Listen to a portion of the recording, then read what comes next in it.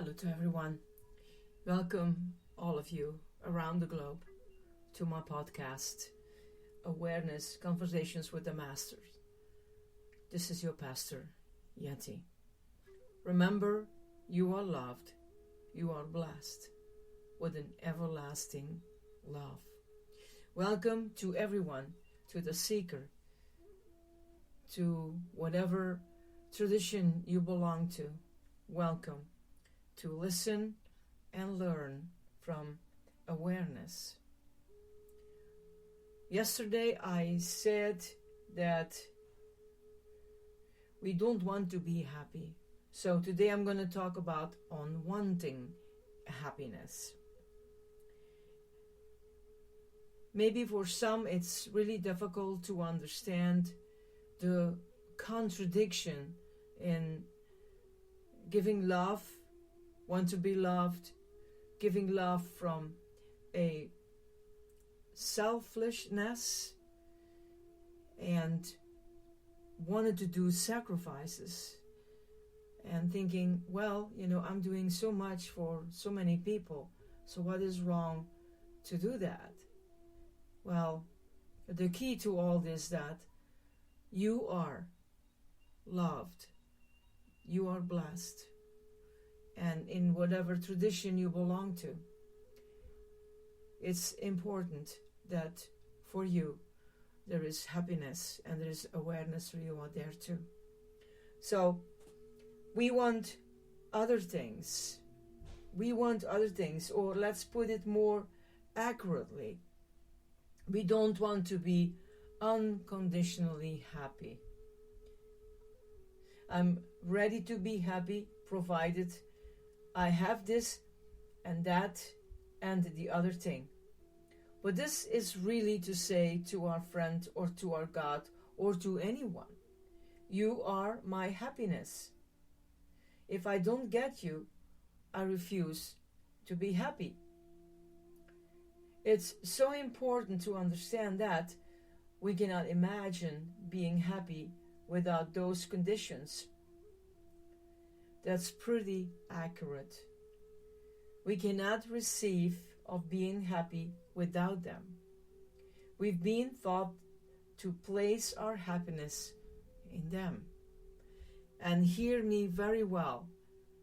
I'm not saying that loving someone is wrong. The thing is how you walk in this loving and want it to be a good friendship or a good marriage or filled in by yourself. There is something for you in this process too. We cannot give ourselves empty, which I do believe that a lot of people on this globe are giving themselves empty. But what about if you're empty? Who is going to fill you? And the main person in all that is you. We have choices to make, whether we want to be happy, finding that happiness, living that happiness, which of course, according to what is around in your life and in the world, it will always affect us in the positive or negative. So I think it's very wise to go to the sessions and to pick the fruits that you can use in your life. We cannot conceive of being happy without them. We've been taught to place our happiness in them. So that's the first thing we need to do if we want to come awake, which is the same thing as saying, if we want to love, if we want freedom, if we want joy and peace and spirituality. In that sense, spirituality is the most practical thing in the whole wide world. I challenge anyone to think of anything more practical than spirituality as I have defined it. Not pity, not devotion, not religion, not worship, but spirituality. Waking up. Waking up. Look at the heartaches everywhere. Look at the loneliness. Look at the fear, the confusion, the conflict in the hearts of people. Inner conflicts, outer conflicts. Suppose somebody gave you a way of getting rid of all of that. Suppose somebody gave you a way to stop that tremendous draining of energy, of health, of emotion that comes from these conflicts and confusion. Would you want that? Suppose somebody showed us a way whereby we would truly love one another and be at peace, be at love. Can you think of anything more practical than that? But instead, you have people thinking that big business is more practical, the politics is more practical, that science is more practical. What's the earthly use of putting a man on the moon when we cannot live on the earth?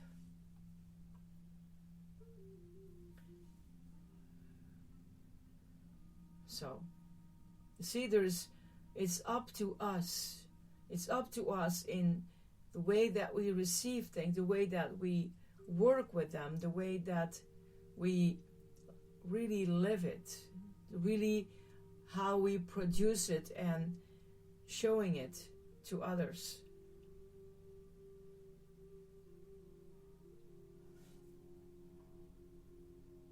On wanting happiness, there is something out for us there, very important. And again, I am a Christian, but the way to receive an openness, to become aware, it's a spiritual search, and spirituality can belong to any denomination, as I may call it like that, or any religion or tradition or whatever is out there.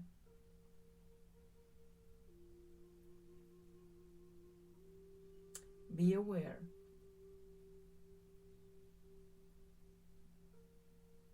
May you walk in peace. And may you be guided. That what is deep inside of you come to the surface. And you will recognize yourself.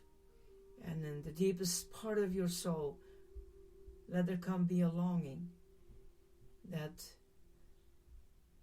your eyes will become open to see a new perspective for your life. May God's light shine upon you and keep you safe. This is your Pastor Yeti. Have a wonderful day. Bye-bye.